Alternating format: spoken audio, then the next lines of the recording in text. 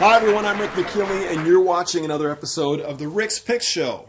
It's the first episode for the new year and I've been enjoying some great conversations this month with lenders regarding their plans for 2025 production.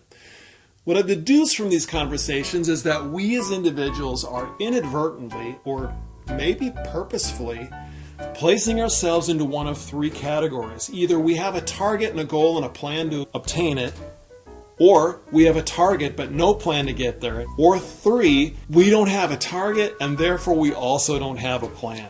Many of us will fall into the third category. We don't have a goal. And if we're honest with ourselves, it feels safer not to have a goal, right? Because it prevents us from failing. The problem is that the lack of a goal can also prevent us from succeeding.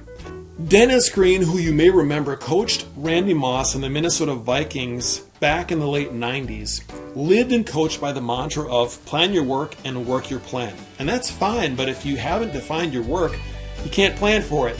And if you don't have a plan, you can't work it. It seems then that getting started is the hardest part, a philosophy that Tom Petty and the Heartbreakers might disagree with. Whether it's the waiting or the getting started that's the hardest part, many would say the first step is admitting you have a problem, which in the case of formulating a goal or a plan actually is a step in the right direction. For our purposes, the first step in setting a goal and subsequently a plan is recognizing a problem that needs a solution, or further, being thoughtful enough to recognize a need that already exists.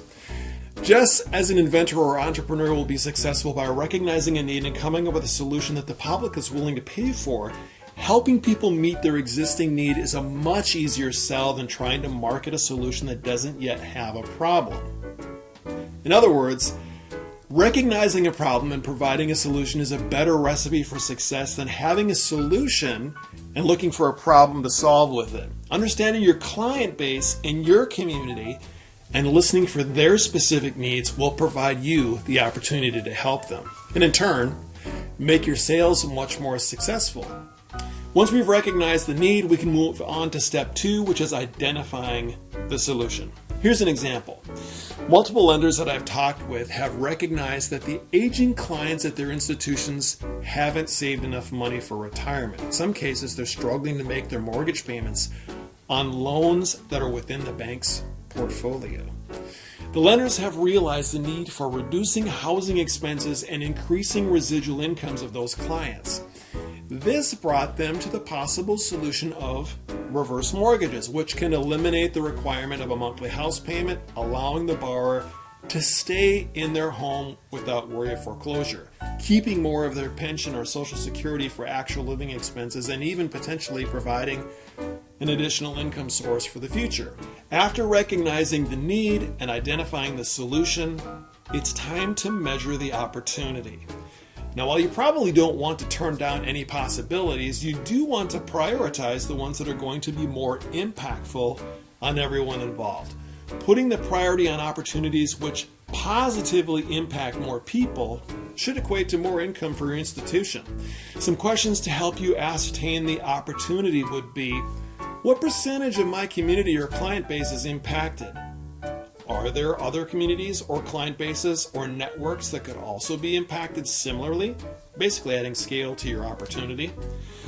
And finally, what kind of production volume could be measured or estimated, and how will that affect you and your institution, both quantitatively, gross and net profit, and qualitatively? Will you and your company be held in higher or lower regard as a result of this? If you do the math and realize that you're going to be helping your people, helping your employer, and helping yourself, well, you've confirmed that it's worth your time. Now you want to move to step 4, setting the goal. Setting the goal is really just a math problem. If you're able to reasonably estimate the potential clients there are that have a specific need, your goal is reaching a certain number of them with your solution in a specific amount of time. After setting the number of clients you expect to accept your solution, you can apply the math to determine volume and income. People or clients or units times average dollar size of each transaction times average profit margin will give you a rough estimate of gross income. This should give you the numbers you need to actually set your goal. Assuming that the goal meets the SMART requirements established in our last episode, you're on to setting the plan. We'll want to work backwards from the goal to determine the activity required to achieve that goal. And since this has been a lot of math for one single attention span, I'll save part 2, setting up the plan, for a future episode. So that wraps up today's Rick's Pitch Show. Thanks for watching, everybody. Have a great week, and I'll see y'all next time.